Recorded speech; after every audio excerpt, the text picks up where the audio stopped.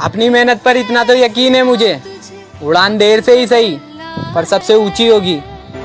डरना तो बंदया, रुकना तो बंदया, राह पे चल बंदया, डरना तो बंदया, रुकना। अपनी मेहनत से खरीदी हुई गाड़ी है अंकल, अब आपका बेटा नहीं खरीद पाया तो इसमें मेरी गलती थोड़ी है।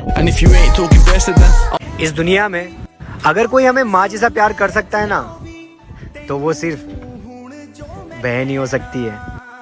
वे तेनू पता ही नहीं के तू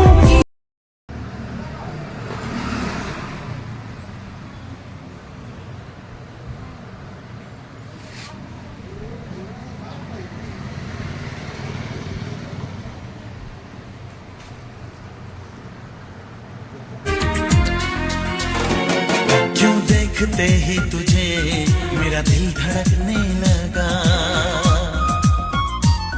बढ़ने लगी आरज़ू आँखों